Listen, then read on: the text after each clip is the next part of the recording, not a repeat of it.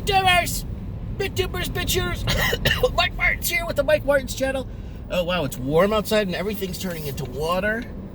It is Mike Martin's. Guys, thank you so much for joining me and being part of the channel and supporting the channel, subscribing to the channel. Guys, go back to older videos. A lot of the stuff that we're talking about or it's happening today, I've already made videos on most of the stuff.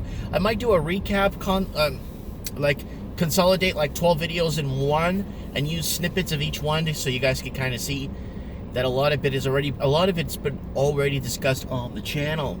Okay, guys, what's happening, guys? Well, I wanted to make this video. Actually, I want to take a little bit of a drive around town here to make this video for you guys because it's kind of important. I went to purchase gasoline yesterday, and I always purchase $30 gas pretty much for the entire month. I put gas in the car, and it lasts me the entire month. It's a small car. It's a small town. There's 2 stoplights, so I don't do a lot of driving.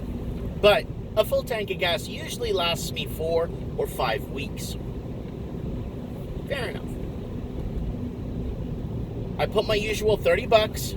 So yesterday, I put my usual $30, and guess what? I got a lot less gas. A lot less gas than I normally usually do. And that kind of shook me. Then I looked at the price of gas, and it was up. I went over to buy a couple of little things at the grocery store, and the price was we just were out of milk and a couple of little things. And the price was just more.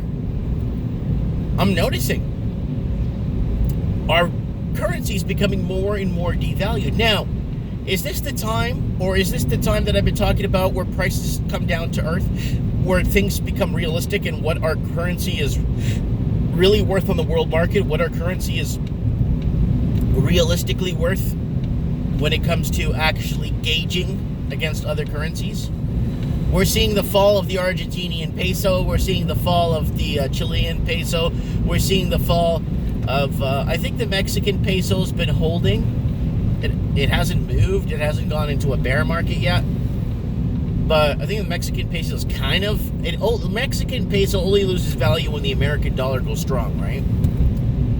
So I'm just trying to think, things are getting expensive. Our money keeps devaluing. We keep printing more money. We keep finding reasons to keep this Ponzi government that we got going. And the Ponzi government, I think, in my opinion, is the problem. It's the governance. The government needs to get out of a lot of these things. They should. Now they're thinking of federalizing gas stations now. So they charge what they think is fair right across the board. So you can, just like here in the province I'm in, we have ICBC. We have one car insurance company. I can't choose another car insurance company.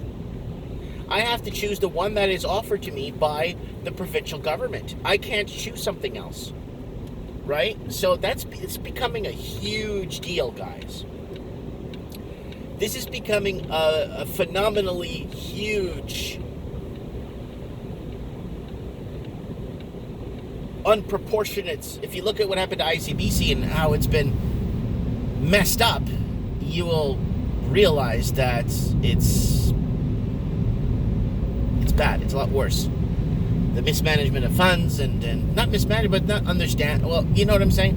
This way, the problem with ICBC is, and the way they allocate things, is I'm paying, my car insurance went up too. So what's my money worth nowadays, right? I think my money is becoming more and more worthless. That's why I've been throwing quite a bit into silver and gold, bullion, because I believe that it's going to be the last thing to stand. Is going to be a lot of people say cryptocurrency. Cryptocurrency is in its infancy stages. It's pioneer still. Cryptocurrency is still in its pioneer stages. So I don't think it's because it's not federalized or governmentalized, because there's no middleman, and that's why you got all kinds of different powerhouses weighing in on the whole crypto thing. Giving their opinion on it, and celebrities giving their opinion on cryptocurrency and what they think, right? So this is problematic, guys. I'm taking you for a tour around Merritt here. This is problematic, guys. We're looking at problematic situations here. And I am prepared. Who's prepared out there? Who's really prepared? And we had the Raven on the show, and he said the same thing. Oh, people who think they're prepared aren't prepared, right? And that's a problem, because a lot of people think, just like, look at Australia. The government's not coming in to save people. So why would they think the government will come and save them in Canada if something catastrophic happens? God forbid. Don't forget to check out my show, guys, on Australia. The Australia burning. I did a whole live show on Mike in the Night. We covered it. I made sure I had to cover this on the Mike in the Night. I had a lot of call-ins, 4 or 5 call-ins from Australia to give us their input on what is happening. And really interesting phenomena that's happening there. It's something that happens every couple of decades, brush fires, right? But a lot of people saying controlled burning was taken off the table because of the greenies, the green movement or whatnot, whatever you want to call it. But I really wanted to put this out there. I really wanted to, the whole how far is our money going to get us? You think you have savings, but it's become devaluized. I mean, look at it. The price of gold is pushing 1,600, right? It's up a few bucks today, but still, I think has it broken that threshold? Is it going to fizzle? A lot of people are saying, well, look how much money it costs to buy gold now. Gold is the best barometric gauge to use when it comes to valuing your money. Like the petrodollar. Is the petrodollar going to fall now with all these tensions with Iran, right? What's going to happen, right? There's a lot of uncertainty, right? And then trade wars with China and all this other stuff. In the first place, we shouldn't have given all our jobs to China in the first place. We should have kept a lot of our stuff in-house, right? We wanted these countries to be green and be more service sector and provide the products and goods instead of manufacturing them, right? And being green and this and that. You think China cares about being green? So now the whole devaluation of our currency, the whole devaluation of our savings becomes poofed into nothing, right? And that's what, what a lot of people should be looking at. Are you going to start to see, if you see a runoff in the banking system, or people start to realize, hey, you know what? My money is not worth anything anymore. So I'm, what's the point of pulling it out? A lot of people are scared of people, a lot of banks are scared of people losing confidence in their banking system, right? Well, if your money becomes more and more devalued, and they put measures into place that you can't buy gold, you can't do this. Well, in Argentina, you're only allowed to buy X amount of $200 per month in Argentina. They don't allow you to switch currencies. They're not allowing you to buy other currencies, and it's your God-given right to buy currency, even though you have the money to buy it. Think about that, guys. Put that one in your pipe and smoke it. Argentina's already put laws about how much gold they're allowed to buy, about how much currency they're allowed to buy from other countries, about how much they're allowed to. So they're getting basically governed into basically being told what they're allowed and not allowed to do, right? And that's becoming more and more of an issue. And I'm concerned, guys. I'm concerned because there's a lot of good people out there that actually worked. There's a lot of good people out there that actually built the savings for their retirement, right? And then we're back on the whole pension thing, right?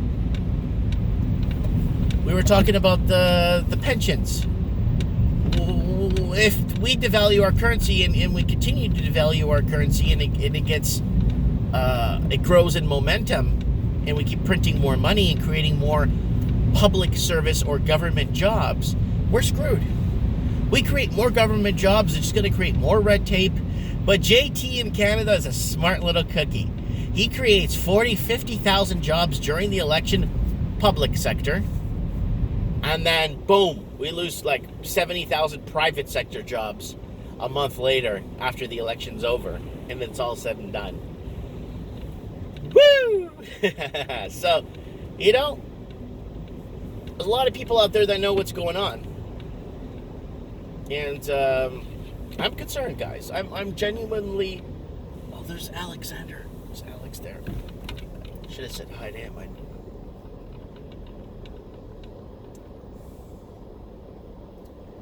A lot of vehicles here are just completely dirty, filthy.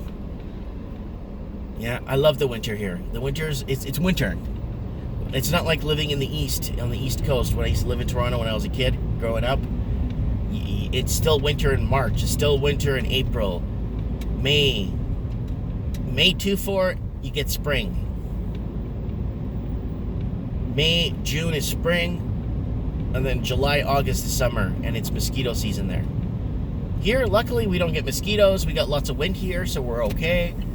A nice breeze. We actually have our 4 seasons, and that's what I like about living here in the mountains.